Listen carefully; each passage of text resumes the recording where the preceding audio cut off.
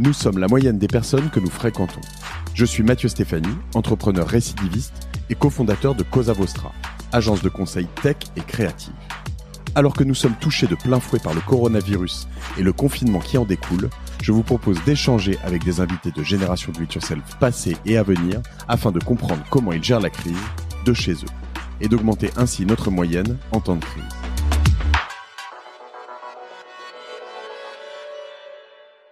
C'est parti. Ça va, Georges ? Ouais, ça va super. Ouais. Et toi ? Bon. Écoute, très très bien. Je suis ravi de te rencontrer. C'est la première fois qu'on se rencontre en fait. On a parlé un peu la semaine dernière, mais on s'est jamais vraiment croisés. On est presque dans la vraie vie là désormais. Mais... Presque dans la vraie vie, sauf que t'as un petit filtre sur la tête. J'ai un gros micro rose. On n'a jamais trop échangé, Georges. On fera bientôt un épisode de Génération Do It Yourself un peu plus classique, mais là je voulais faire cet épisode avec toi pour plusieurs raisons, notamment parce que je pense que la période est intéressante en termes de communication, de lieu de communication, de créativité, de manière de communiquer, de prise de parole, de responsabilisation, etc., etc. Et je me dis que t'es quand même la bonne personne à qui en parler. Mais avant tout ça, du coup, je veux bien que tu recontextualises et que tu m'expliques un peu ce que tu fais, ce que vous faites chez Buzzman.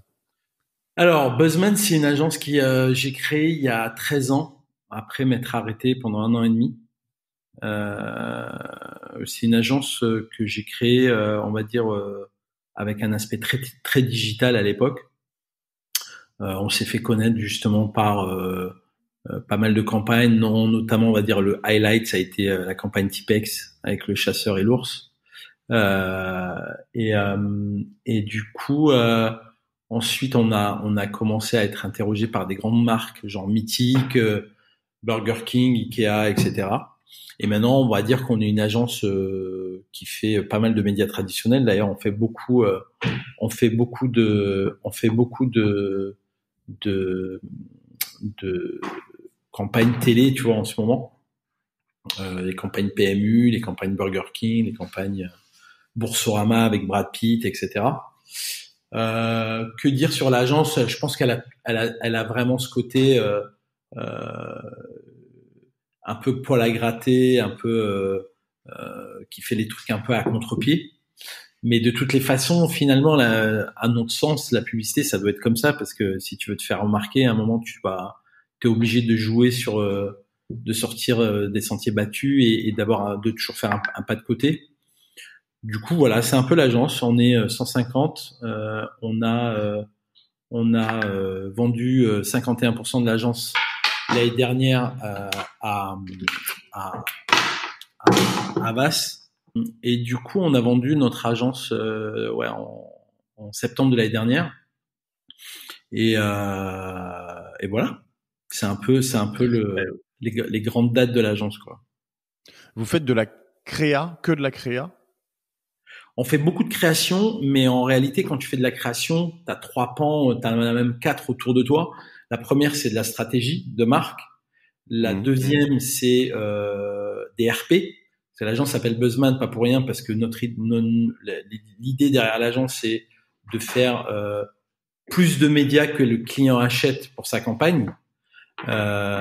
Et ensuite, à le social media. On a été, on va dire, l'agence précurseuse du social media en France, puisqu'on a créé la première page fan sur Facebook avec la marque Axe. On a hacké YouTube avec Tipex. Voilà, on a une équipe de 25 personnes à l'agence qui s'occupe que du social media. Et la dernière, qui est pas notre spécialité, mais dans lequel tu ne peux pas faire de la bonne publicité, c'est le média. C'est-à-dire le média, l'écosystème de comment tu mets en place une campagne, par quoi tu commences, par quoi tu finis, quelles sont les interactions entre les médias. Mais le core business de l'agence, ouais, c'est la création.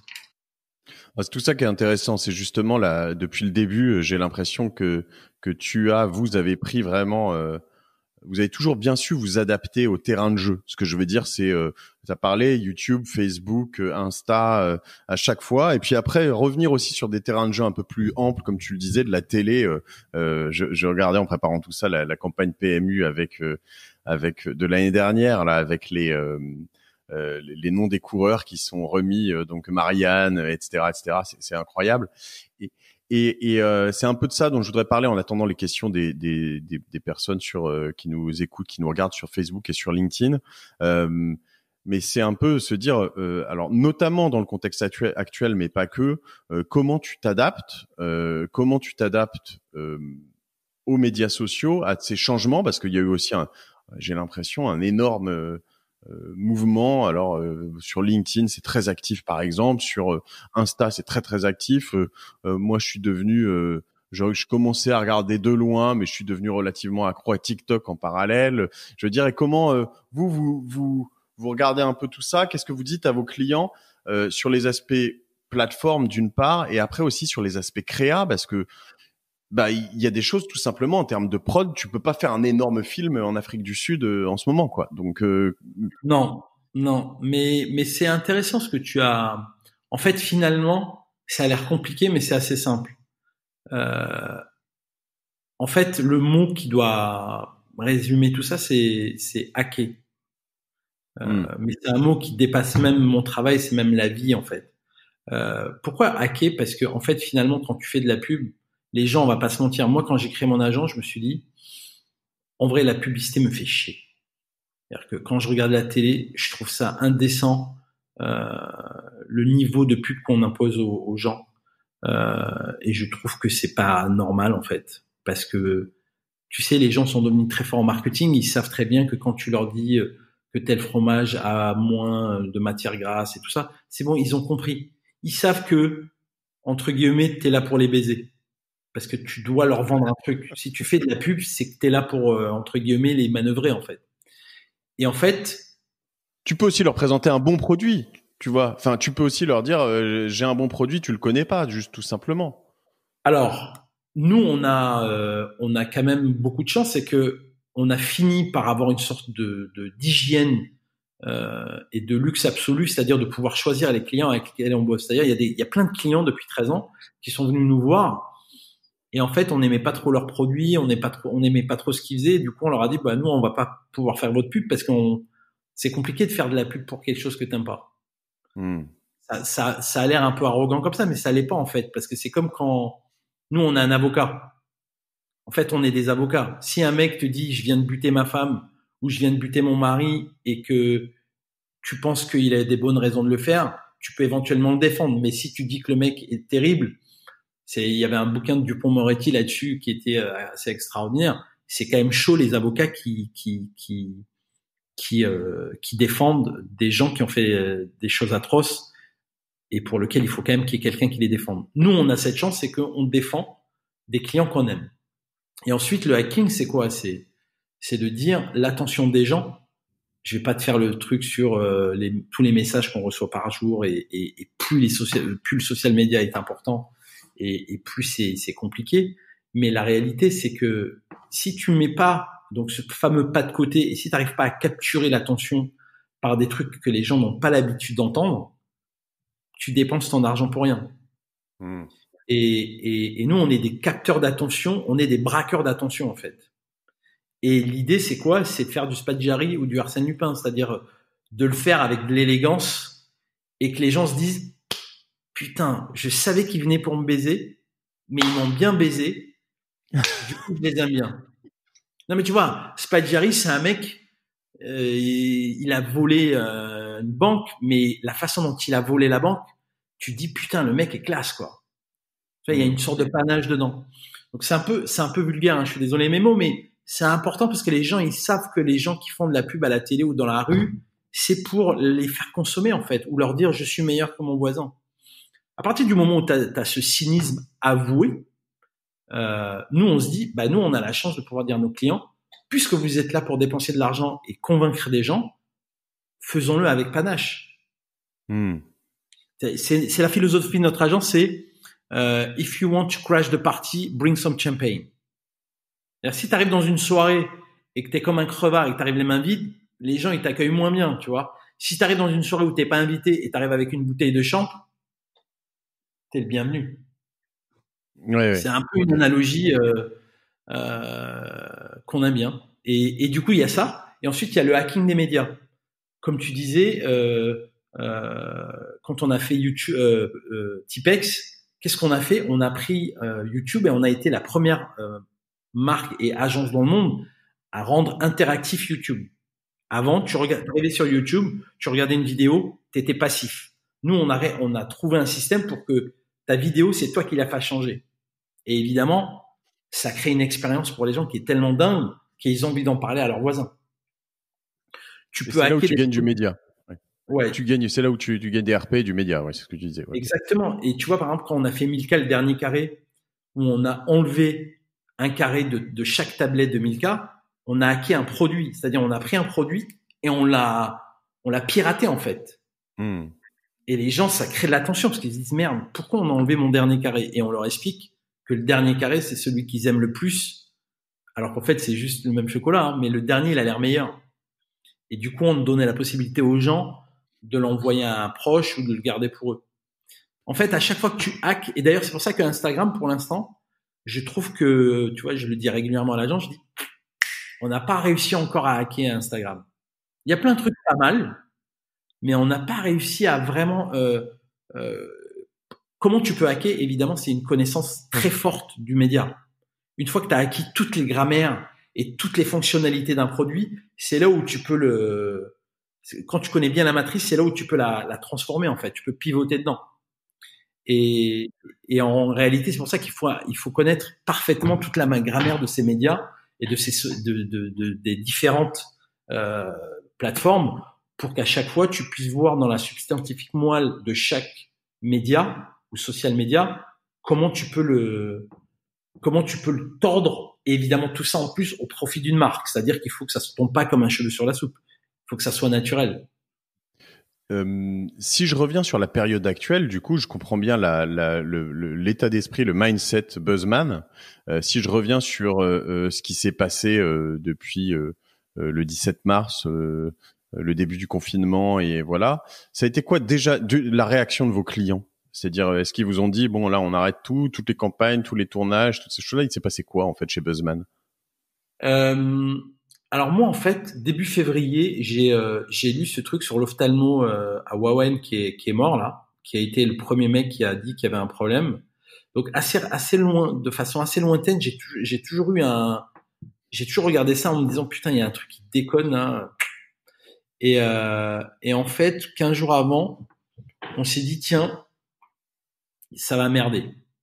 Et du coup, on a déconfiné, on a confiné l'agence et on a imposé le télétravail 4 jours avant. Donc on est parti en confinement le mardi 17. Nous, on a arrêté l'agence le jeudi d'avant. Le jeudi soir, on a fermé l'agence. Donc on a fait ça de façon hyper réactive et on a organisé des trucs. Tu vois, il y a des gens à l'agence qui bossent avec des petits ordis, donc eux, ils sont partis avec leurs ordis, mais il y a des gens qui bossent avec des grands ordis. Donc on a fait une tournée avec des bagnoles pour aller déposer ça chez les gens.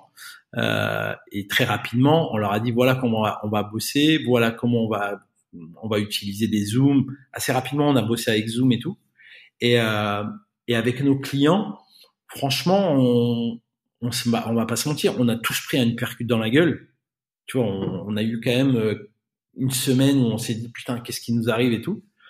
Mais assez rapidement, on s'est appelé avec les clients en se disant voilà, c'est pas parce qu'il va se passer ça qu'on va se regarder le nombril et se dire qu'on est en train de vivre un truc horrible. Comment on peut positiver ça?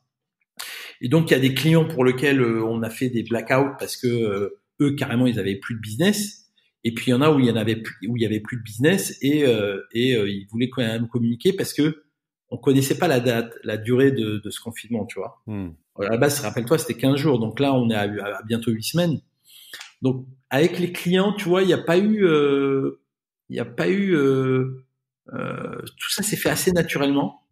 Et je pense qu'aussi, on a été, à mon sens, on a été plus proche de nos clients parce que, ils nous ont laissé rentrer plus dans leur marketing puisque ils étaient vraiment en galère, en fait.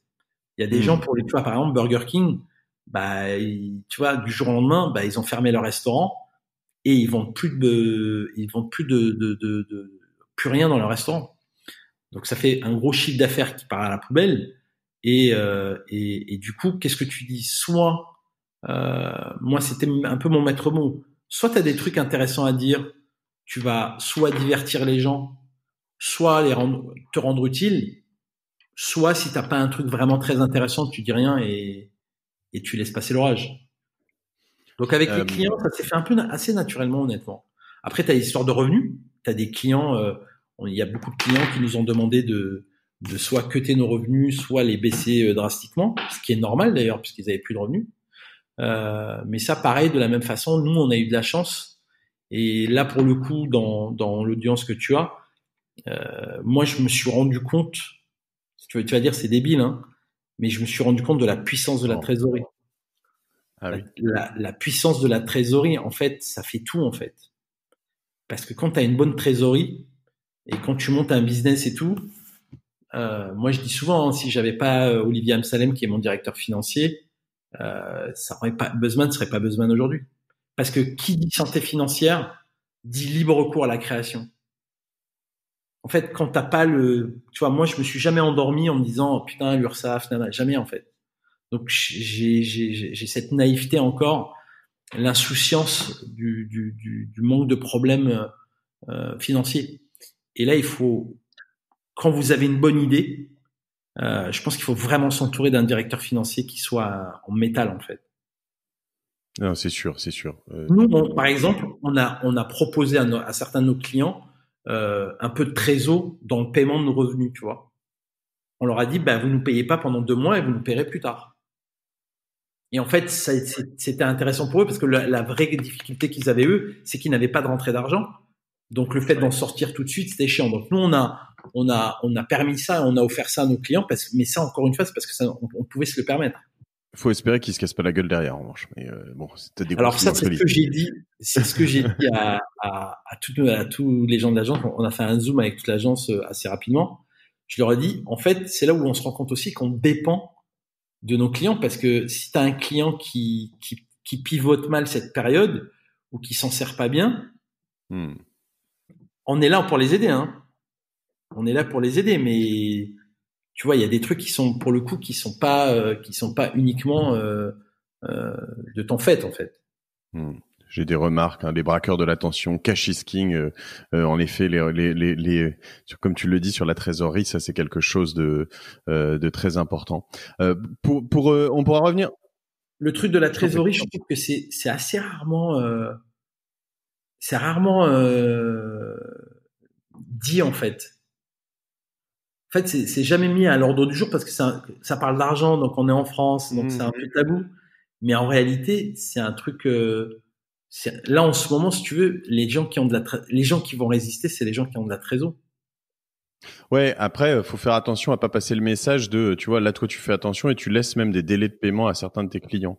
Mais en l'occurrence, faut aussi un réflexe qui est quand même assez mauvais et très nocif pour pas mal, c'est de plus payer leurs fournisseurs, tu vois, ou leurs partenaires. Il y en a qui se sont mis dans des trucs et ça, moi, je trouve que c'est terrible. C'est terrible. C'est-à-dire que T'as raison. Moi, c'est pour éviter de pas me faire payer. Donc, je te permets un transfert de trésorerie pour ne pas avoir justement à prendre des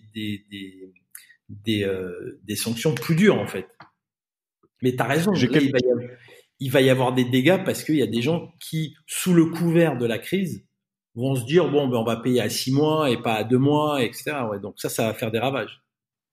J'ai quelques questions qui montent, mais avant ça, je voudrais. Tout à l'heure, quand je t'ai appelé pour préparer un peu tout ça, t'étais au téléphone et tu parlais avec quelqu'un de ton équipe, et j'ai été surpris par plusieurs choses. Alors déjà, c'est ton implication. Je vais reprendre ton terme. Je crois que tu as parlé de poil de cul, mais au millimètre près dans un truc de montage. Donc je t'entendais dire là, oui, à telle seconde, centième, millième, etc. Tu coupes ça, tu fais ça, etc. Donc ça m'impressionne parce que quand même dans une boîte de 150 personnes, j'arrive pas à me dire à quel point tu peux être encore autant opérationnel sur des choses. Alors est-ce que c'est sur beaucoup de clients et voilà. Voilà, je vais te poser celle-ci, mais après, et je voudrais juste voir comment ces workflows ont évolué récemment, parce que en effet, d'habitude, j'imagine que tu es derrière ta réalisatrice, ton réalisateur avec qui tu fais ça, et tu te mets là, et puis vous regardez le truc, vous avez des timecodes, etc. Comment vous avez organisé ce workflow et comment vous arrivez à travailler là-dessus, mais à la limite depuis le tournage jusqu'à la release totale du film, quoi. Je vais te dire comment on a fait. Sur la première partie de ta question, je vais te répondre avec deux choses importantes. La première, c'est que j'ai une chance inouïe et assez indécente, c'est que ce métier, c'est ma passion. C'est-à-dire que ce que j'ai fait tout à l'heure quand tu m'appelais, moi, j'étais en kiff. C'est pas un taf, en fait. Je le fais parce que je trouve ça passionnant, en fait. Donc, bizarrement, les gens nous donnent beaucoup d'argent pour faire des trucs qu'on adore. Donc c'est assez, c'est pour moi c'est un bonheur et une chance inouïe. Et la deuxième, c'est que je peux évidemment pas le faire sur tous les clients et c'est pour ça qu'on a des seniors, notamment au niveau de la création, qui ont le lead sur différentes marques. Là, en l'occurrence, c'est la prochaine pub pour PMU. Et c'est marrant parce qu'elle va répondre à la troisième question, qui est quels sont les différents la nouvelle façon de bosser. Je peux pas vous en dire plus, mais quand vous allez voir cette pub PMU, ça va vous faire marrer par rapport à ma réponse parce que en fait finalement on a fait une sorte d'analogie avec ce qu'on est en train de vivre, mais avec pas forcément des humains. J'en dis pas plus que ça. Donc le fait d'être hyper impliqué, oui, je le suis dans une certaine mesure dans les clients que je gère moi personnellement à l'agence. Et on va dire souvent sur les sujets qui sont importants et qui là, tu vois. Par exemple, c'est vrai qu'en montage, c'est vraiment une matière que j'aime beaucoup. Et donc là, effectivement, je faisais chier sur 4 images à gauche, 4 images à droite. On se fout souvent de ma gueule en me disant ça d'ailleurs. Mais j'assume, j'adore ça et c'est cool. Et après, sur le workflow qui a changé, finalement, moi, je vais te répondre par rapport à un truc, c'est que quasiment depuis de nombreuses années, moi, ça fait longtemps que je suis en télétravail. Okay. Quasiment, je suis pas à l'agence le matin. Ça veut pas dire que je ne travaille pas. Ça veut dire que les gens ont l'habitude de gérer les trucs avec moi par mail ou par WhatsApp ou par Messenger. D'ailleurs, je sais pas si tu as ça, mais il y a des gens qui sont associés à des réseaux. Il y a des gens à qui tu réponds que sur WhatsApp, il y a des gens à qui tu réponds que sur Messenger. Je sais pas si tu as ça. Ah si, ouais. Et du coup, nous on a fait beaucoup de Zoom et on a fait beaucoup de Google Meet. Et en réalité, franchement, moi je trouve, hein, je vais dire un truc peut-être qui c'est un peu indécent, mais je trouve qu'on travaille mieux, quoi. Je partage. Enfin, il y a une question d'efficacité qui est assez sympa. Alors, il manque un truc. Je te sens quand même aussi pas mal comme ça, peut-être, mais ce truc de méditerranéen qu'on est nous Français quand même, de small talk un peu et de, tu vois, voilà, il y a là, c'est quand même plus efficace. T'arrives, t'as un truc, t'as les calls, tu les enchaînes, t'as plus de temps de trajet, de soupape, de machin. Ça fait donc du coup, en effet, ça fait un peu tunnel. Et moi, j'ai l'impression de partir du matin jusqu'au soir et d'arriver en ayant fait beaucoup plus. Tu peux pas te permettre de faire des réunions comme tu les fais d'habitude, parce que sinon le soir t'as envie de te flinguer. Ouais. Déjà je sais pas si t'as eu ça, mais moi j'ai eu un syndrome 2 ou 3 fois où genre j'ai fait effectivement des tunnels de 9h à 19h et à 19h j'étais un peu angoissé en me disant putain mais j'ai vraiment l'impression que la journée a duré 1 heure. Mais mon espace-temps a été complètement éclaté, tu vois. Et ça m'est arrivé hier soir. Ouais, et t'es là, tu te dis putain, mais j'ai pas passé 12 heures là, en fait. Il s'est passé 1 heure ou 2 heures max. Donc, tu peux pas te permettre, quand tu vis ça, de te dire, salut, ça va, tchac, tchac, on chat. C'est quoi? Tu vas straight to the point. No bullshit. Tu sais, moi, dans les mails, par exemple, j'ai toujours dit, TLTR. Tu connais TLTR? Oui, too long to read. Ouais. Too long to read. Et en gros, moi, si tu veux, mes équipes, elles savent que si elles m'envoient un mail où j'ai besoin de scroller, ben, je vais pas le lire. Parce que j'ai pas le temps, en fait. C'est pas que j'ai pas envie, c'est que je vais pas lire. Et alors d'ailleurs c'est marrant parce que maintenant il y a le remède anti TLTR, c'est que les mecs font des spoilers et des alertes TLTR en disant je peux pas le résumer. Mais effectivement, je trouve que c'est tu sais, je vais donner un exemple. Quand on a fait la campagne Burger King, le Whopper de la quarantaine, je résume en 2 secondes, on s'est dit OK, on peut plus vendre de Whopper, donc qu'est-ce qu'on va faire? On va être utile aux gens, on va leur donner une recette pour faire le Whopper de la quarantaine. Franchement, c'est une chouette idée, mais le truc a fait le tour du monde. Ça a fini dans Fast Company, dans Forbes, dans CNN. Et parce que justement, c'était une marque qui fait, en fait, se subériser. Ouais. En fait, c'est une marque qui s'auto-ubérisait. C'est-à-dire, elle s'auto-ubérisait en disant, faites vos courses ailleurs au lieu de venir chez nous. Un peu par la contrainte. Et en réalité, tu as ce truc-là, il a été remarqué par Carrefour et par Uber Eats. Et en 4 jours, on a réussi à mettre Carrefour et Uber Eats pour faire des kits pour livrer aux gens via Carrefour et Uber Eats, livrer aux gens leur kit de Whopper. Et c'est là où tu vas beaucoup plus loin que la pub entre guillemets. C'est ce que tu disais un peu. C'est-à-dire que tu hackes vraiment l'idée avec d'autres partenaires, etc. Carrefour et Uber Eats, qui étaient déjà tes attention, tu vas finir tout nu, hein, si, non, il y a pas de souci. C'est des clients ou même pas du tout, non? C'est des gens, Carrefour, Uber, d'accord. Ouais, c'est juste. Si, Carrefour, c'est pas un client, mais Uber Eats, on travaille un peu pour eux. Mais surtout, le truc qui est dingue là-dedans, et c'est pour ça que c'est vraiment, quand je te dis, l'efficacité, elle est dingue, c'est qu'en 4 jours, on a fait un deal et on a monté le truc. Un truc comme ça, normalement, ça peut prendre 4 mois, 5 mois, 6 mois. Les allers-retours, alors, mais il faut demander à San Francisco. Ouais, c'est ça qui est fantastique. Mais il faut demander au mec de la...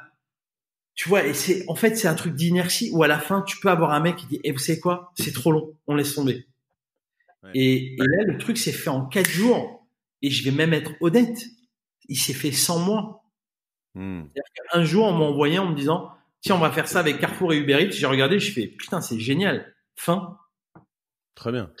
Et je pense que je pense que Bompard, il a pas vu.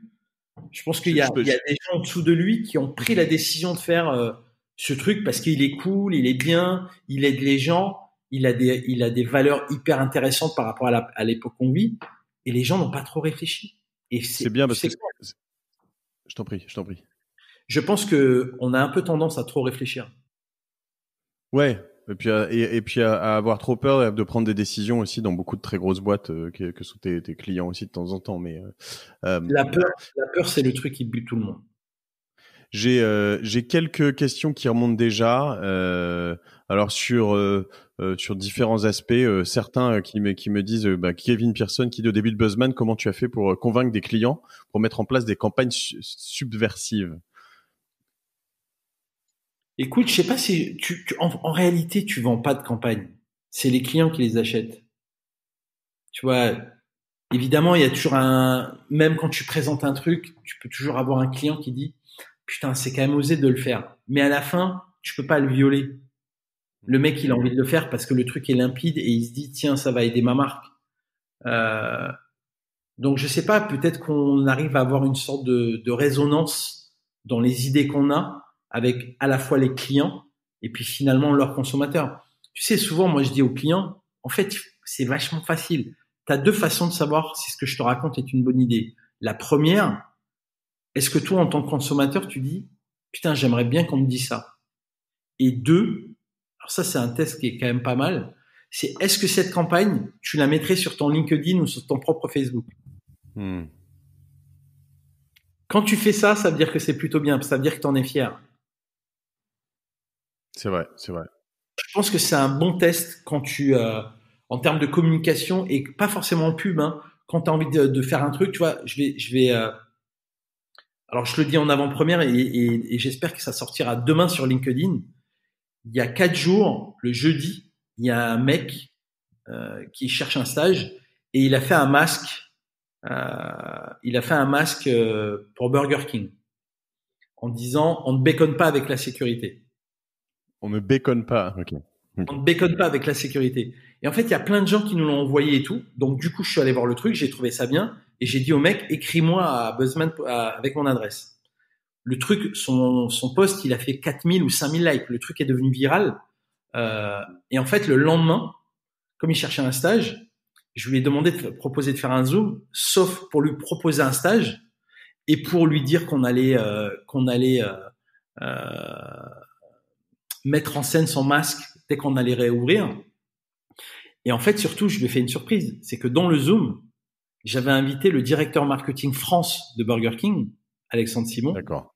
et le directeur marketing monde de Burger King, Fernando Machado. Et en fait, je lui ai fait la surprise parce que quand on a fait le Zoom, ils étaient déjà là. Et donc, le gamin, je lui ai fait une sorte de surprise sur Zoom via LinkedIn, tu vois. Donc, je vais le mettre demain. Du coup, on l'a enregistré la vidéo. Je vais la mettre, je pense, demain. D'ailleurs, s'il y a quelqu'un de LinkedIn qui m'entend et qui peut prendre contact avec moi, ça peut être cool parce que j'aimerais bien. Je trouve que je le fais pas pour moi, hein, je le fais juste d'abord pour Clément parce qu'il a une super idée, mais surtout parce que je trouve que l'énergie que le mec a mis en faisant ça, tu vois, c'est exactement ça. C'est soit tu dis putain, on se morfond, ce qu'on est en train de vivre, c'est terrible. Soit tu dis putain, moi je cherche du taf, ben je vais utiliser ce moment délicat pour trouver du taf. Donc tu vois, lui il m'a convaincu. C'est pour répondre à la question du subversif.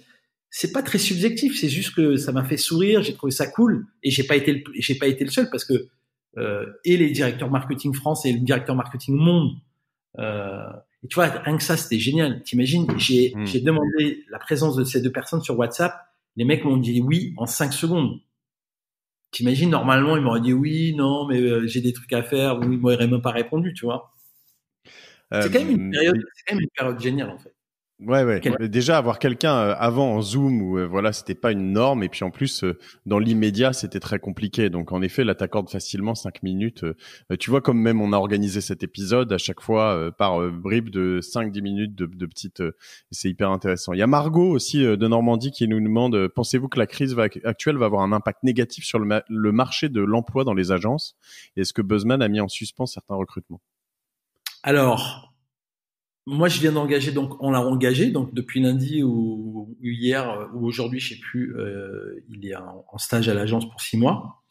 Mais bon, c'est un peu un cas exceptionnel. Malheureusement, j'ai envie de dire oui, ça va avoir un impact négatif.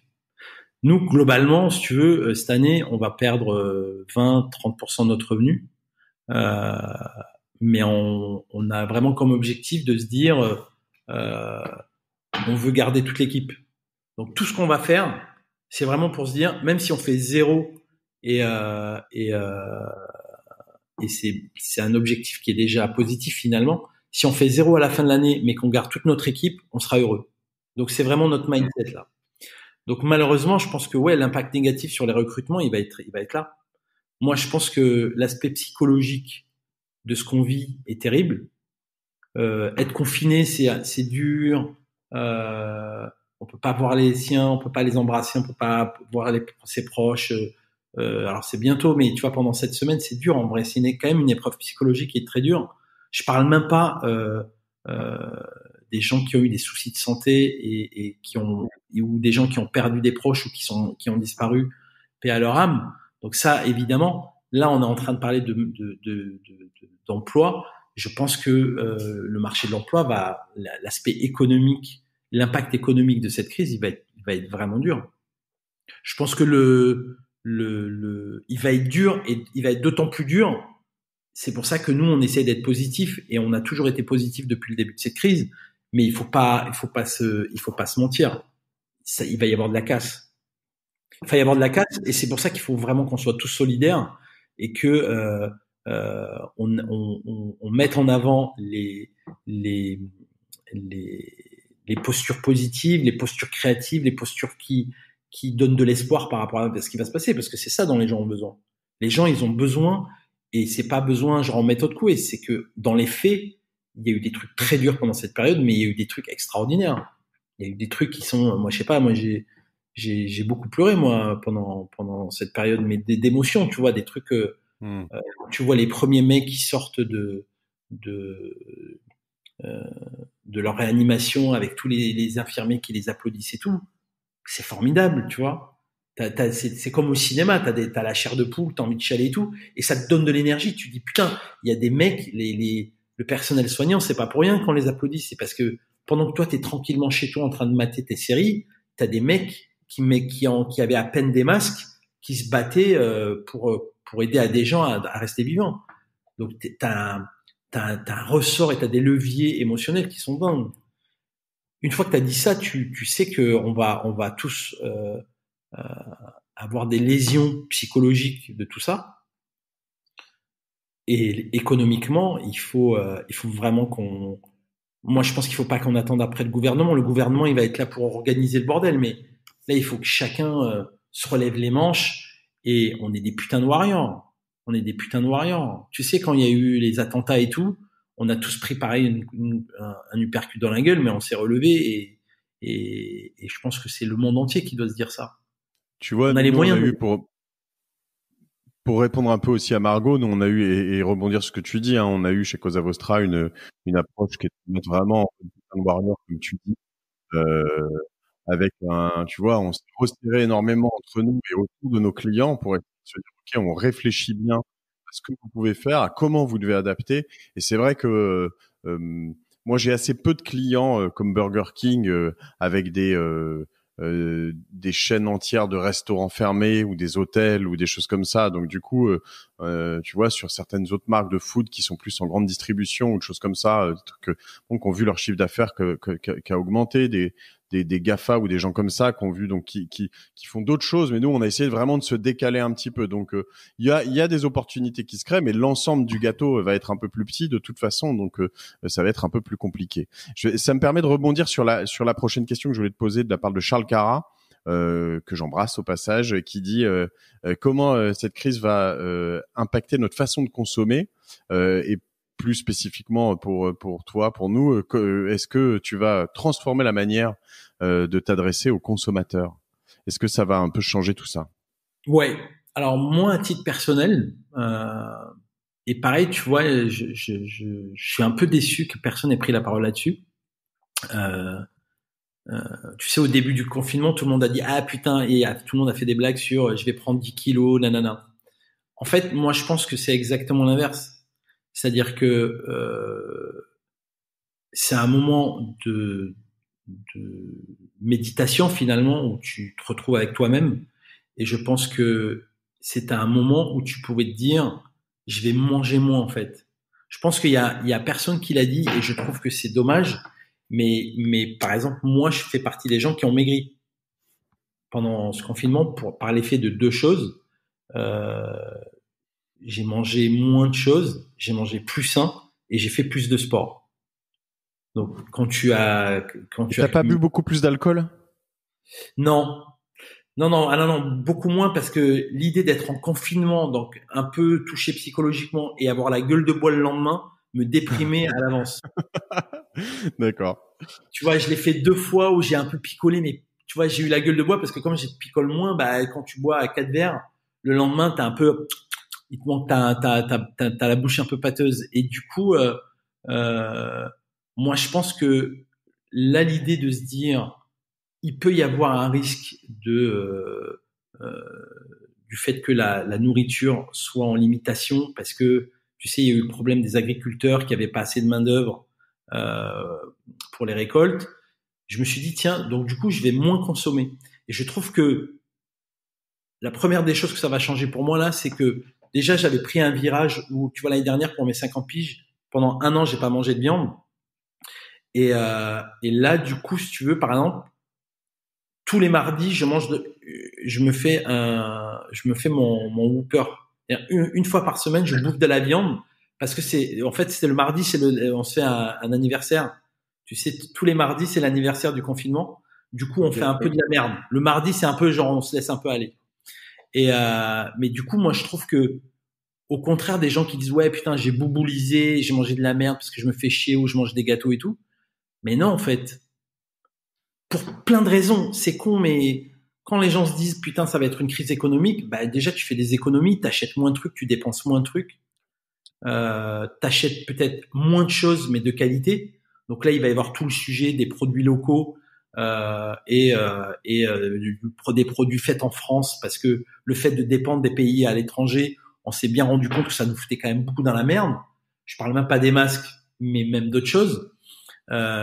Donc je pense que ouais, ça va consommer local, consommer moins de bouffe, manger des trucs où on fait attention à soi et tout. Je trouve que c'est un vrai terme que le gouvernement.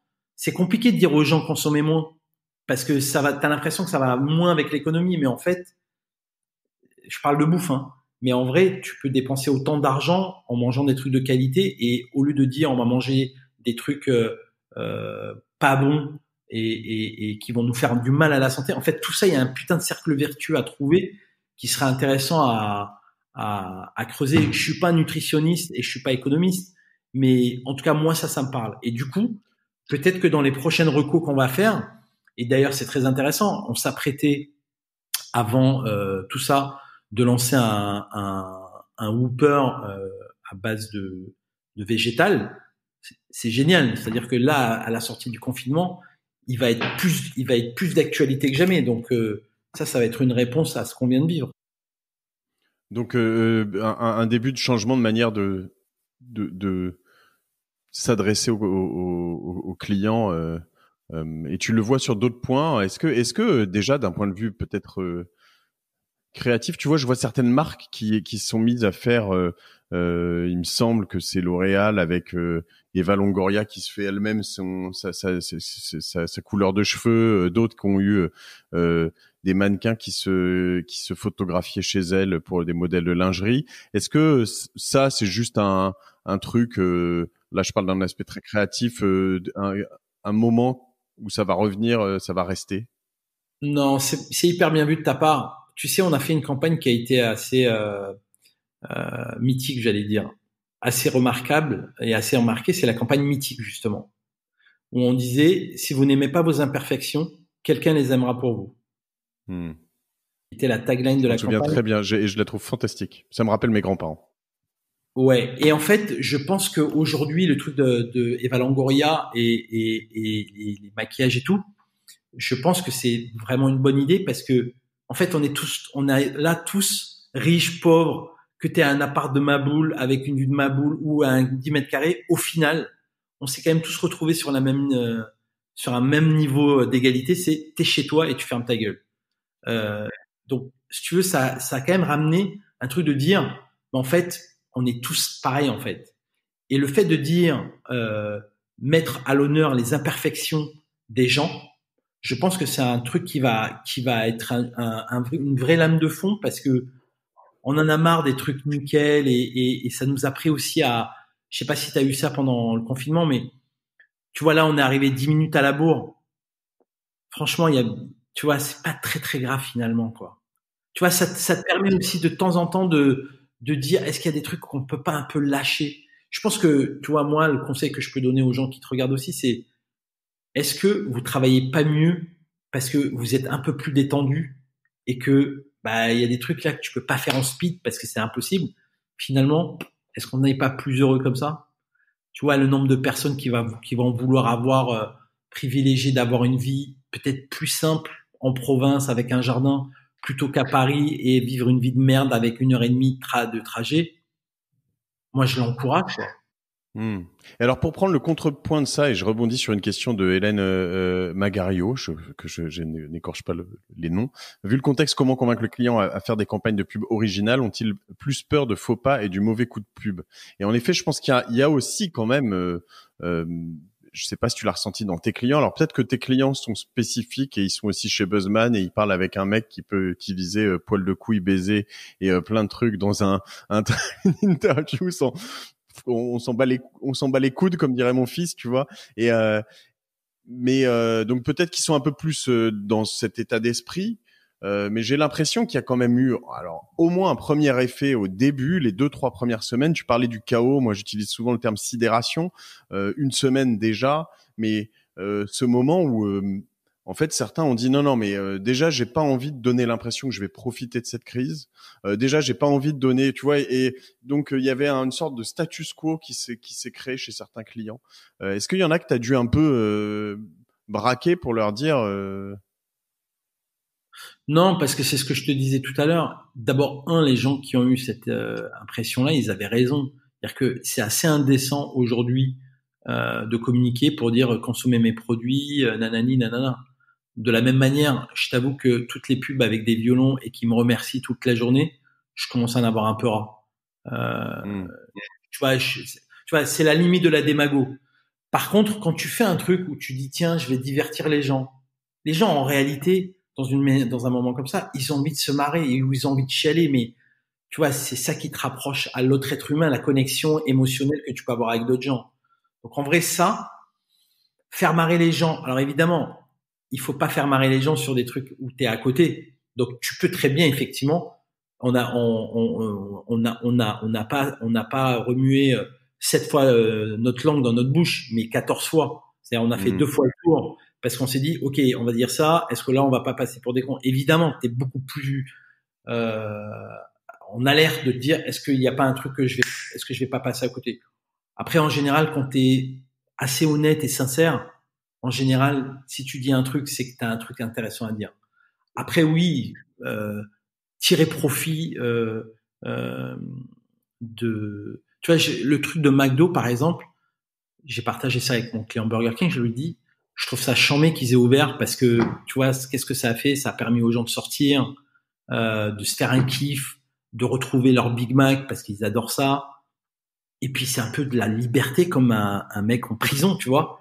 Il a un bracelet électronique et il est ressorti et donc c'est sa permission, tu vois. Et en même temps, cette vidéo, elle m'a un peu attristé. Je sais pas, je me suis dit putain, c'est terrible quoi de faire la queue à cette tu l'as vu, t'as vu ces images d'embouteillage hein, pour ouais, bien sûr, 2-3 kilomètres, ouais. Ouais, donc ça m'a un peu attristé et en même temps, je te dis, moi j'adore McDo d'abord, même si j'ai comme client Burger King et j'adore le Whopper et j'adore cette marque Burger King. Moi, j'ai toujours dit et mon client d'ailleurs est d'accord, c'est que on travaille bien parce qu'on respecte vachement McDo parce que c'est une putain de marque et on la respecte d'autant plus et c'est pour ça qu'on a envie de faire des trucs bien et qu'on se casse. Pourtant, vous les taquinez aussi pas mal. Ouais, on les taquine, mais eux ils nous taquinent aussi hein, des fois.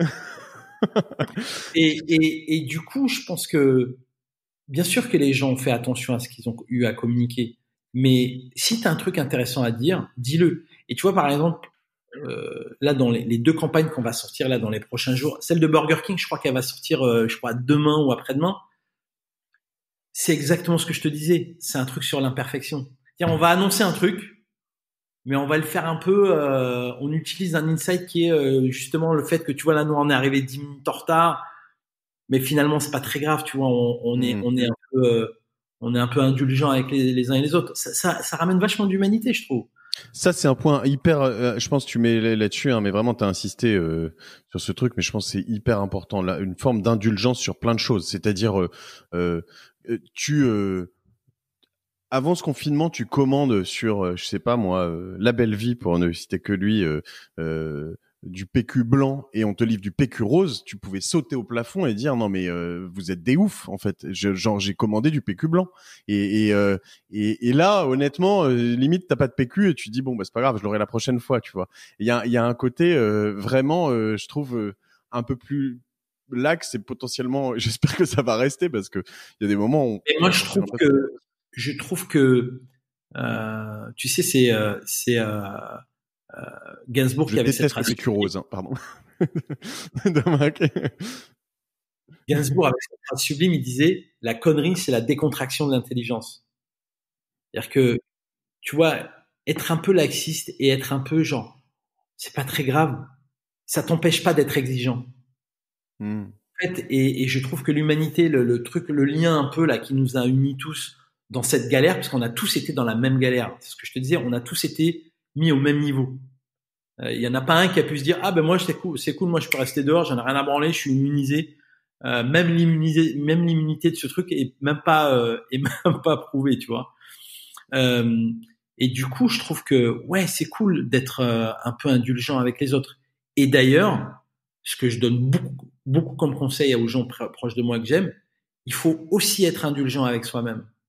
Et on parle beaucoup de bienveillance. Moi, je pourrais buter les gens qui utilisent le mot bienveillance maintenant. Je trouve que c'est insupportable. Tu sais, c'est genre le mot valide, ça veut plus rien dire. Et je dis souvent, c'est quoi en fait? Déjà, commence par être bienveillant avec toi-même. Parce que les gens, ils sont tellement durs avec eux-mêmes.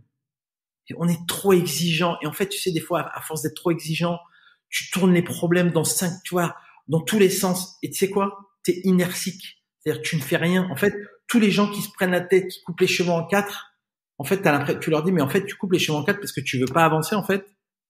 Tu veux pas essayer et puis on verra. Et puis si le résultat est pas au rendez-vous, bah, c'est pas grave, on fera mieux la prochaine fois. Mm. Il y a un dessin de Vooch comme ça qui est génial. C'est un couple de vieux, tu sais, un peu à la Sampé, et ils sont chez eux, ils sont très riches. Et ils regardent au loin comme ça la mer avec une vue, j'imagine, sur Monte-Carlo. Ils sont en train de boire une coupe de champagne et ils disent, on est bien, on est très très bien. Mais est-ce qu'on pourrait pas être un tout petit peu mieux? Et si t'es comme ça, mec, t'es toujours insatisfait. T'es jamais content. On va finir dans un monde de bisounours finalement. Je rebondis sur la question de Jean-Pierre Levieux qui dit est-ce que le positif serait qu'on va enfin pouvoir ancrer le marketing de la preuve avec des marques qui ont conscience de ce qu'elles apportent, donner en vrai pour recevoir, hein, être aimable pour être aimé, donner l'attention pour en recevoir, etc. Ça, c'est la règle de base. Nous, on dit aux gens, à nos clients, on leur dit qu'est-ce qu'on cherche? On cherche que les gens s'engagent. On cherche à ce que ils cliquent sur le j'aime, qu'ils cliquent sur partager, qu'ils cliquent sur commenter. Déjà, quand quelqu'un fait ça pour ta marque, c'est énorme en fait, parce que le mec, il t'a pas déjà zappé en fait. Et en fait, on leur dit, vous voulez que les gens s'engagent? Ben, dans ce cas-là, il faut s'engager soi-même. Il faut déjà commencer par s'engager soi-même en fait. Tu peux pas demander à des gens qui s'engagent pour toi si tu t'engages pas toi-même. Et c'est toujours pareil, tu sais, c'est très bien d'être ambitieux parce que tu veux avoir 100, mais si tu as déjà 30 ou 60, c'est pas mal. C'est bien d'être un peu naïf et avoir des rêves un peu idéaux. Tu vois, moi, souvent, on me dit, ouais, mais Georges, tu rêves, ça marchera pas. Tu sais jamais. Ouais, dis ça à Elon Musk, hein, on en parlera, mais cette période... Ouais. Pardon, je rebondis sur... Il est bon, ouais. Cette période, Romain Testnière qui dit va aussi laisser place à de nombreux opportunistes. On a un peu touché ce point-là en termes de com sur le Covid. Quelle est la stratégie de Buzzman sur l'utilisation du Covid dans les campagnes de com? Bah, c'est encore une fois, c'est ce que je te disais tout à l'heure. C'est soit tu arrives à avoir un discours juste par rapport à ce qui se passe. Si tu passes à côté, pour le coup, et si tu tombes un peu à côté de la plaque, ouais, tu vas te faire latter. Mais j'ai pas beaucoup vu vraiment de trucs où les gens sont vraiment passés à côté en utilisant le Covid. Ouais, t'essayes de pas trop parler de la maladie et tout, tu vois. C'est un truc déjà c'est un truc de pudeur et de respect de l'être humain en fait. Si je dois parler aussi, parce que je rebondis sur le Eric Henry Bérébi qui dit mais Warrior c'est comment? Autrement dit, en se rapprochant de ses leads, parce que je rebondissais qu'on s'était arraché chez nous, chez Cosa Vostra là-dessus, en se rapprochant de ses leads et prospects, leur offrir notre présence et notre expertise. Si je dois voir plus la partie Buzzman, c'est-à-dire comment vous avez communiqué auprès de vos clients, vos prospects, est-ce que vous commencez à faire vous continuez à faire du new business? Vous avez toujours des tas de compètes, vous avez toujours des tas de choses, ou ça c'est encéphalogramme plat? Ah non, tu rigoles ou quoi? On fait quasiment, moi j'ai une presse par semaine quoi. On a gagné 2 ou 3 trucs pendant le pitch. Là, on va attaquer 2 autres pitchs là, cette semaine d'ailleurs. Non, alors évidemment ça s'est vachement calmé par rapport à d'habitude, mais non, il y a toujours des pitchs et tout. Et après, qu'est-ce qu'on peut faire de plus que d'être proche de ses clients? Moi déjà, je trouve que les prospects, ça doit venir vraiment dans un deuxième temps. Là, tu dois être concentré sur les gens avec qui tu bosses et qui te font bouffer en fait, parce que c'est eux qui te font bouffer, donc il faut les aider eux en priorité. Nous, on a pas mal de prospects à qui on a dit non, on peut pas bosser pour vous là en ce moment. On est trop occupé. Parce qu'on va pas se mentir quand même, hein. De bosser en chômage partiel et en télétravail, c'est génial, mais tu vois, il y a quand même un truc en moins et le niveau et la capacité d'une agence de pub, en tout cas, pas une boîte qui fait de la fabrication, elle est pas à son summum, on va dire. tu réussis à faire des bons trucs. Tu vois, par exemple, la communication qu'on a fait et qu'on continue à faire là, franchement, moi, j'en suis très content. Mais on va pas se mentir, t'as pas la même réponse et la même puissance que quand t'es tous ensemble. On va pas se mentir. Et ensuite, c'est surtout à soi-même en fait. Quand tu dis se rapprocher de ses leads, alors moi j'ai du mal avec les gens qui disent rapprocher de ses leads. Ça me fait flipper en fait. C'est comme bienveillance. Ça me stresse. Je préfère dire mes clients. Mais lead, il parle prospect. C'est vraiment, je pense, plus voilà. Ah, les prospects, d'accord. Qui viennent prendre des premiers contacts avec toi. Est-ce que tu as une différente tu vois, si je dois recontextualiser un peu ça, je prends l'exemple chez nous. Nous, on a quand je parlais de mode warrior, tu vois, on a essayé de se mettre sur une en mode très visible, quasiment produire encore plus de contenu pour Cosa Vostra, pour être vraiment là. Et en effet, dès que quelqu'un nous contacte pour un projet digital, un accompagnement strat, etc., on essaye de faire, tu vois, une sorte d'électrochoc, tapis rouge direct, tu vois. Et on s'est mis dans cette approche où, en effet, je pense qu'on est encore potentiellement parce que plus efficace sur certains points, meilleur que d'habitude sur certains aspects de l'onboarding de nouveaux ou futurs clients, tu vois. Après, je pense que dans les gens qui nous ont appelés de l'extérieur, je repense à une discussion notamment, c'est sûr que si t'as pas grand-chose à dire en ce moment, tu peux dire à quelqu'un, vous savez quoi, gardez votre pognon et on réfléchira plus tard pour savoir si vous avez un truc intéressant à dire, parce que en ce moment, si t'as pas un truc intéressant à dire, que ça soit utile, divertissant, émouvant, ce que tu veux, franchement, garde ton pognon. Dis rien. Garde ton pognon. Non, mais parfois, tu sais, se taire, c'est beaucoup plus efficace en termes de com. Hein. Alors évidemment, quand ça dure 8 semaines ou 12 semaines, les gens qui sont obligés euh, de ne pas parler, pour le coup, c'est une vraie réflexion parce qu'ils peuvent se dire, si j'ai rien à dire, c'est que j'ai un problème quand même. Parce que rester sous silence pendant autant de semaines, c'est pas normal en fait. Ça veut dire que ton produit ou ton service, il présente certaines lacunes. C'est pour ça qu'il y a plein de boîtes qui vont pivoter. Il y a plein de boîtes qui vont pivoter. Tu vois, regarde, si tu prends les gens aujourd'hui qui ont des fabricants de parfums qui ont fait du gel hydraulique, tu vois, c'est un petit pivot, mais c'est génial. Quand tu y penses, tu te dis, putain, c'est cool que les mecs, en aussi peu de temps, ils ont réussi à faire ça. Et on va dire un truc, c'est que il y a beaucoup d'initiatives personnelles et d'entreprises qui sont venues au secours du gouvernement et qui ont fait des trucs qui étaient à mon avis du ressort du pouvoir et qui a pas été fait. Et tant mieux, on est là aussi d'ailleurs, tu vois, moi j'aime pas trop le côté infantile des gens qui attendent qu'on fasse pour eux, tu vois. Moi j'ai été hyper fier, j'ai un pote à moi autour de moi qui a lancé un truc pour faire des visières grâce à des imprimantes 3D. J'ai mis du pognon dedans, on a acheté des imprimantes 3D, on s'est retrouvé à lever du pognon avec certains potes et on l'a fait. Je te dis que dans le groupe WhatsApp qu'on a, avec les messages des hôpitaux qui nous remercient et tout, que ça soit Necker et tout, putain, c'est hyper bouleversant. Et c'est des initiatives que t'es pas obligé de mettre en avant, mais en même temps, quand tu le fais, tu dis, on a réussi à faire un truc avec des gens qui ont fait des imprimantes 3D. En fait, tu vois, c'est quand même le futur, en fait. Pour faire, tu sais, des visières. Ouais, je vois très bien. Ouais, c'est fantastique. Et je trouve ça, c'est quelqu'un autour de moi qui a eu cette initiative et je me suis dit, putain, c'est costaud, quoi. On va bientôt clore tout ça, mais du coup, je vais te poser 2-3 questions rapides qu'on nous envoie, et puis j'en ai une dernière aussi que j'ai en tête, qui m'est venue tout à l'heure en t'écoutant. Il y a plusieurs questions alors qui reviennent sur le core business de Buzzman, autour du pitch et du temps que ça prend, des compètes et des choses comme ça, de la rémunération. Donc là, j'ai Mathias qui dit vous parlez.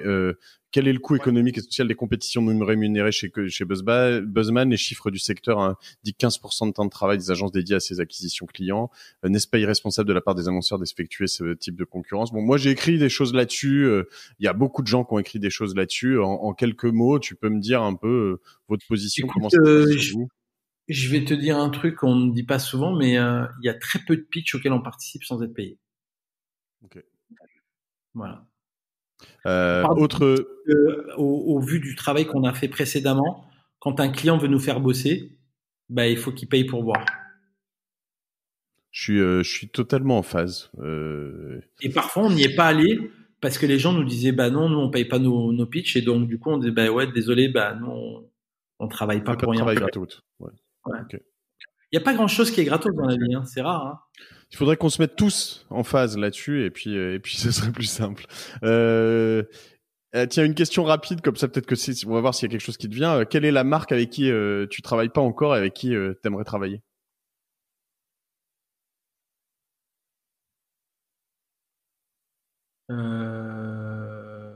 J'aimerais bien bosser avec Elon Musk. D'accord. Ouais, il écoute toujours tous les épisodes de Génération Do It Yourself pour parfaire son français, donc ça tombe bien. Mais j'aimerais travailler avec Elon Musk et j'aimerais travailler aussi avec un producteur en France qui vend des bonnes asperges. D'ailleurs, si tu veux, je vais te dire en avant-première un truc qu'on va faire, c'est qu'on va prendre chaque année, on va prendre une marque. Donc là, le premier, ça va être un mec qui fait un camion de pizza. Et en fait, on va prendre son business et on va faire en sorte qu'il y ait la queue devant son truc et pour prouver qu'on est vraiment bon à faire de la publicité. Et vraiment, on va le faire avec zéro moyen. Donc chaque année, on va lancer un appel à Buzzman va faire votre campagne et surtout si vous avez un business un peu pourri et que vous êtes paumé en France. J'adore ça, Georges, et je trouve ça super parce que tu vois, là, c'est de la com pour toi. Comme ce que tu fais avec sur Zoom avec le patron de Burger King et tes employés, etc. C'est de la com interne, mais c'est de la com, mais de la com vraiment intelligente qui montre en fait, qui est pas juste là à dire regardez, on est fort. C'est dire ben voilà, on l'a fait, tu vois. Et si ça vous parle, ben voilà, c'est pas juste dire je suis le meilleur, quoi. Donc bon, ça correspond bien à ce que tu fais depuis 15 ans. On se dit toujours tiens, est-ce qu'on aurait aimé le voir ce truc, tu vois? On se dit putain, si quelqu'un d'autre le fait, est-ce qu'on serait jaloux? Ouais, donc on le fait. Je suis d'accord. C'est comme ça que la semaine dernière, on a sorti un podcast qui s'appelle Pitch Pong, tu vois, qui est un podcast de pitch. Tous les jours, un pitch d'une startup. Et moi, je me disais un jour, il y a quelqu'un qui va le sortir avant moi, ce machin, ça va m'énerver. Donc on le sort, quoi. Et on l'a fait et on a Microsoft qui nous a accompagnés. Je les remercie au passage, qui nous a sponsorisé la première saison. Et voilà, et on va avancer sur les prochaines. C'est génial parce que c'est ce que je te disais tout à l'heure. Il faut être indulgent avec soi-même. Fais des trucs. Peut-être dans le temps, à un moment, tu vois, souvent les gens, ils font pas en se disant, ouais, mais ça marchera pas. Des fois, ça marche. Et le dernier point sur lequel je voulais éventuellement te poser une question, mais tu as forcément remarqué cette sorte d'élan de créativité, moi je trouve de ouf, qu'on voit sur les chaînes WhatsApp, tes potes, les trucs, les mèmes qui partent partout, même sur TikTok, un peu partout, etc. Dans quelle mesure vous... on a assez peu parlé de ça aujourd'hui, mais ça vous alimente parce qu'il y a quand même tu vois, un choc. On a parlé plusieurs fois de ce choc, mais le fait d'être confiné aussi, le fait de travailler en tunnel comme ça, pour la créativité, ça perturbe quand même tout ça. Est-ce qu'il y a aujourd'hui des endroits, des sources, des choses, enfin, si je veux progresser, je sais pas, qu'est-ce que tu dis à tes équipes? Est-ce que tout ça se fait naturellement? Qu'est-ce que tu fais toi-même? Écoute, moi, je trouve que mieux que de nous alimenter, tous les trucs que tu vois, les mèmes que tu reçois effectivement sur Twitter, Insta ou dans tes trucs WhatsApp, en fait, ça te met quand même, ça peut te foutre un peu des complexes. Parce que tu dis, putain, les mecs, ils sont tellement forts. C'est clair. Tu vois, tu regardes des trucs et tu dis, alors, déjà, c'est fort en soi. Et puis, des fois, c'est des trucs de réactivité. Genre, il se passe un truc à la téloche, boum, 5 minutes après, t'as un mec qui fait un mème et tu dis, putain, mais les mecs, c'est des tueurs. Donc, en vrai, parfois, si t'as pas un peu de confiance en toi, ça peut te mettre un peu une petite pression. Et du coup, comme ça a du succès, tu dis, bah non, en fait, ça veut dire aussi que les gens, ils ont envie de ça. Donc, ça te légitime ton travail de divertissement. Parce que moi, finalement, je fais de la pub, mais surtout, je fais du divertissement. C'est ce que j'aime. Et le deuxième truc, c'est que qu'est-ce que ça dit, ça, en fait? Ça veut dire que, et ce que moi, j'ai fait pendant mon année sabbatique, et ça bouclera peut-être sur le début de notre rendez-vous, pendant 1 an et demi, je me suis arrêté avant de créer Buzzman. Je n'aurais jamais créé Buzzman si j'avais pas pris 1 an et demi d'année sabbatique. Et pour ça, je l'explique par le fait que quand tu es au calme, en fait, c'est comme un verre où tu mets de la terre. Notre life, c'est tu vois, on remue la terre avec l'eau. En fait, là, ce qui s'est passé, c'est qu'on a posé le verre. Et du coup, tu as la sédimentation. Tu as la terre qui va au fond du verre. Donc, du coup, tout ce qui est au-dessus, ça devient hyper clair. Donc, tu es vachement lucide. Donc, les gens qui sont créatifs, la créativité, elle vient effectivement d'un chaos, d'un bordel, parce que tu t'alimentes à droite, à gauche, d'une phrase, d'une image. Et après, c'est aussi parce que tu es dans un moment aussi un peu calme, en fait. Tu vois, tu regardes le ciel, il y a pas de nuages, ouais. il y a pas de nuages, il y a des animaux qui arrivent. Ouais. T'es dans un truc où c'est un peu de la lévitation, tu vois. Donc quand t'es dans ce truc-là, ben t'arrives à certainement sortir entre le mélange de chaos et t'arrives certainement à être plus créatif. Donc je pense que le niveau de création des mèmes, mais c'est insensé. C'est-à-dire que moi je remercie ces gens. D'ailleurs, je ne sais pas d'où ils sont, ces gens. Tu sais, il y a toujours le truc, je me dis, mais qui est le mec qui a écrit ce mème? Il y a forcément un mec qui l'a fait. Putain. Avant de te laisser, dernière question parce qu'elle m'intéresse aussi d'avoir ton point de vue là-dessus. J'avais pas prévu, je m'étais dit c'est vraiment la dernière parce qu'on déborde largement, mais c'est pareil, on s'en fout en fait, on est indulgent avec nous-mêmes. Sonia Tatar, que j'embrasse aussi, qui demande que pensez-vous de l'avenir de la pub radio ou pub audio, tu vois, plus largement. Est-ce que c'est des choses que sans forcément parler de l'avenir, mais est-ce que c'est des choses que vous travaillez aussi beaucoup, un peu l'audio, la radio? On en fait, tu vois, on fait un peu de radio, mais moi je pense que c'est la pub audio en fait auquel il faut penser. Et je pense que là aujourd'hui, tu vois, on parle d'un podcast. Moi, il me tarde et ça fait longtemps que je me le dis et je l'ai pas trouvé, donc je ferme ma gueule. Mais il n'y a pas eu encore un podcast de marque qui m'a intéressé. Il y a plein de podcasts qui sont géniaux, d'ailleurs géniaux, pardon. Complètement d'accord. Ouais. Le tien en est un, et d'ailleurs j'étais vachement flatté que tu me demandes d'y participer. Mais il n'y a pas un podcast d'une marque où je me suis dit putain, tu vois, il n'y a pas eu le hacking du podcast en fait via une marque. Donc la pub radio, oui, ça marche toujours parce que c'est un média chaud. Là, j'imagine que les gens ont écouté pas mal la radio ces derniers temps pour arrêter le tunnel de la télé. Mais ouais, c'est un bon avenir. J'y vois pas forcément un truc qui va exploser. Par contre, tous les trucs de podcast, les tutos, tu vois, les lives pour faire du sport et tout. Aujourd'hui, il y a des boîtes, c'est sûr, qui vont se créer là-dessus. Est-ce qu'un club de gym, ça mérite autant d'investissement immobilier? Ouais, ça. Mais sur le contenu qui va autour de tout ça, je te rejoins complètement. Peut-être plus que sur la pub, mais un contenu intelligent, intéressant pour les clients de ces marques. Franchement, ça fait longtemps qu'on y bosse. On l'a pas trouvé encore et je l'ai pas entendu. Mais j'adore hein, les podcasts. Je trouve que c'est enfin, tu vois, il y a une le nuage là. Il y a eu une sorte de petite fiction sur Canal, sur Spotify. Et c'est vachement bien fait, mais j'ai pas encore eu le truc vraiment où je me dis putain ça c'est du génie quoi. Ça va arriver hein. Ouais. Il y a certaines choses, je regarde en effet aux États-Unis, mais on peut faire des choses avant eux.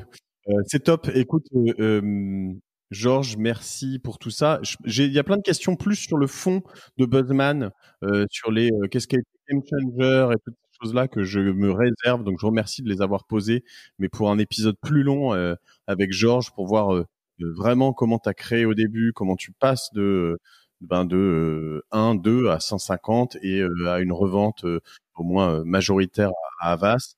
Ça, c'est des questions que j'aimerais que je me garde pour la suite. Avec plaisir. Qu'on se fera vraiment sur un épisode plus long. Mais je te remercie sur ce focus. Moi, ce que je retiens, c'est que deux choses principales, hein, c'est que en gros, beaucoup de choses ont changé en termes de communication. Donc, faut tourner 14 fois la langue dans sa bouche avant de partir. Mais faut aussi, en parallèle, être plus indulgent. Et je suis d'accord avec toi sur, tu vois, je rebondis même sur PitchPong dont je te parlais à l'instant. Ce podcast, il y a 2 mois, il aurait pour moi été hors de question de le proposer à Microsoft en parlant d'un podcast qu'on enregistre à distance, quoi, avec un épisode sur 2 où le son est moyen bon parce que en fait l'invité a pas forcément un micro et voilà, et donc du coup même là la qualité vidéo qui est pas toujours suffisante, etc. Et du coup aujourd'hui quand tu te dis même Microsoft est capable d'accepter de nous accompagner sur un truc comme ça parce qu'ils se disent c'est le fond qui est bon et puis il faut être indulgent, je trouve ça assez intéressant, et ça reboucle aussi sur ce que tu disais sur la fin, quoi. Il y a un mec à l'agence hier qui a eu une interview dans CB News, il a dit heureusement que le confinement n'a pas eu lieu à l'époque du Minitel. Parce que tu vois, là, tout ce qu'on est en train de faire, on n'aurait pas pu le faire. Là, c'est génial, tu vois. Je sais pas si les gens ont appris un truc ou si ça leur a juste fait du bien d'entendre tes propos et les miens sur les sujets qu'on a abordés. Mais on se rend pas compte, tu vois, par exemple, du fait qu'on puisse bosser via ces outils-là et continuer à faire vivre une entreprise et tout, c'est quand même génial. T'imagines, à une époque, on aurait fait comment? Si le confinement, c'était à l'époque, je t'aurais envoyé un courrier, peut-être qu'on l'aurait fait par téléphone, puis je l'aurais envoyé par fax à une publication. Et non, c'est à la fin du confinement. Ouais. Mais même, tu vois, ce Facebook Live, LinkedIn Live surtout, c'est la première fois que je fais ça. En effet, les premières fois que je fais ça, et ça a été ouvert un peu pendant cette période, mais à marche forcée, je pense, par LinkedIn. D'ailleurs, je te parlerai des contacts LinkedIn dont tu cherchais. Avec grand plaisir. Voilà. Bon, bah, je te remercie en tout cas pour tout ça. Je suis content de pas t'avoir. Ça aurait été drôle de t'avoir vu finir torse nu, mais tu vois, en attendant, j'ai vu que t'as failli recommencer à un moment. En attendant, j'ai mis ma casquette parce que je m'attendais à ce que tu aies une casquette pendant cet enregistrement, parce que je te vois souvent avec des casquettes. Voilà, donc je te remercie pour tout ça. Je vous remercie à tous de suivre les lives sur LinkedIn. Abonnez-vous à Georges, donc Georges Mohamed Cherif, ou suivez-le sur LinkedIn et partout ailleurs. Et puis à Mathieu Stéphanie, vous pouvez y aller, vous pouvez m'ajouter, c'est facile. Il reste encore de la place sur mon LinkedIn avant la date, le nombre butoir de 30 000, au-delà duquel on peut plus accepter d'amis, je crois. Et voilà. Et puis on se retrouve ce week-end sur Génération Do It Yourself, normalement avec le CEO, le fondateur de Happen, Didier Rapaport. Donc je suis très content. J'ai pas encore tourné cet épisode. Tu sais que c'est un de mes clients. Ah ouais, bah voilà, tu vois. Ça a été annoncé, mais c'est un de nos clients. Eh ben voilà, on se parle jeudi, donc ce sera tourné la semaine prochaine. Cool. Enfin, ce sera tourné là pour ce dimanche. Et puis, je suis impatient d'en faire un avec toi, Georges. Donc, merci. Avec plaisir. Écoute, Mathieu, merci pour cet entretien, parce qu'en plus, nous, ça nous permet aussi de mettre des mots sur ce qu'on a vécu. Donc, c'est un truc de psychothérapie qui est assez intéressant. Donc, je te remercie et merci pour ton travail et bravo. C'est super. Je pense que ce que tu apportes aux gens dans les podcasts que tu fais avec les gens que tu invites, qui sont toujours des gens hyper inspirants, je trouve que voilà, moi je te remercie parce que moi j'en ai écouté beaucoup. Je sais pas si je le serais autant que les autres, mais en tout cas voilà, je voulais te remercier. Mais si moi je te remercie, Georges, j'en suis persuadé et je trouve ça intéressant de voir, tu vois, et je suis impatient de creuser cet aspect sur ton implication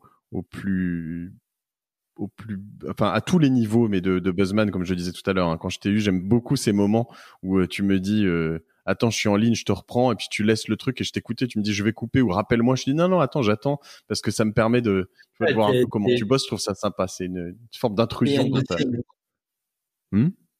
Ouais, c'est les behind the scenes, quoi. Ouais.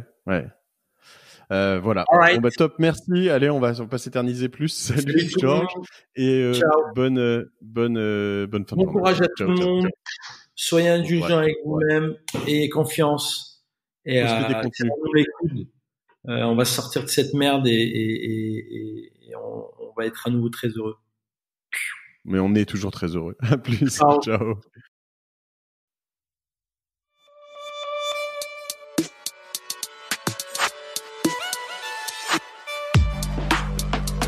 Merci d'avoir écouté cet épisode jusqu'au bout. Si vous pensez qu'il pourrait intéresser un de vos proches, je compte sur vous pour lui partager. Aussi, n'oubliez pas de vous inscrire à la newsletter de Génération Do It Yourself sur gdiy.fr et d'aller regarder ce que font mes sponsors qui me font l'honneur de m'accompagner en temps de crise. Allez, on continue à se battre.